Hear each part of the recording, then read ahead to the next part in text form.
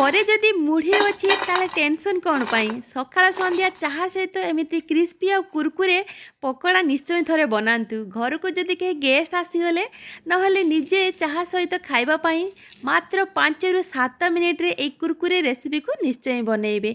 जेमिति खाइबापाई सुआदिया लागिबो बनइबाटा बहुत सहज।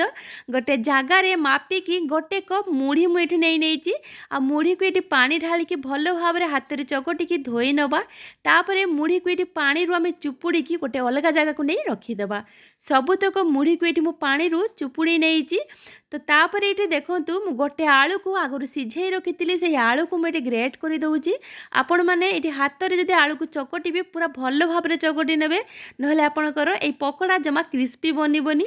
एवं ये गोटे पियाज को काटिकी देती, 2टा कंचा लंका देती, किसी धनिया पत्र काटिकी देती, आधा छोट चामच जीरा, आधा छोट चामच चिल्ली फ्लेक्स, स्वाद अनुसार लुण, आधा छोट चामच हल्दी पाउडर आउ आधा छोट चामच लंका पाउडर देकी भल भाव में सब जिनिस को हाथ में टिके चकटी नवा। मुढ़ी को सब जिनिस सहित भल भाव में चकटिकी ये गुड़े नहीं बाइंडिंग देखो 2 चामच बेसन ऐड करुच्ची।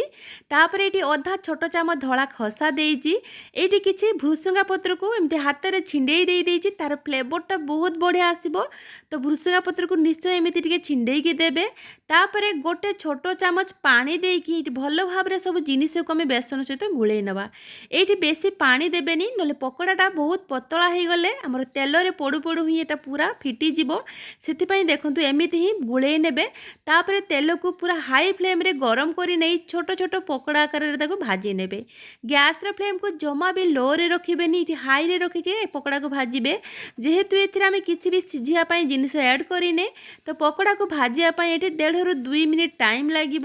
तो एपट सेपट करी पूरा लाल करी पकोड़ा को मैंने भाजी ने तेल रे छाणी ने। ये पकोड़ा जमीती बनवा सहज, खाइबापी भी बहुत टेस्टी लगे। छोट रू बड़ समस्ते बहुत पसंद भी करेंगे। या आपण मैंने चाहा सहित हो अथवा टमाटो सॉस सहित लगे भी खाई पारिबे। तो आशा करुँची आज इजी प्रोसेस रे यही पकोड़ा रेसिपीटी आपण समस्त को निश्चय भल लगी।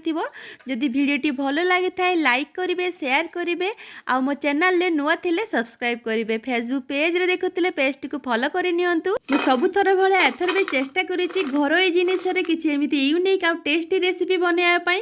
जदि वीडियो भलो लागि थाए लाइक करिवे, शेयर करिवे, कमेंट करि निजर मतामत को निश्चय जणेबे। मु पुणी थरे आसीबे एमिति आ इजी रेसिपी को नै विदाय नेउछि। जय जगन्नाथ।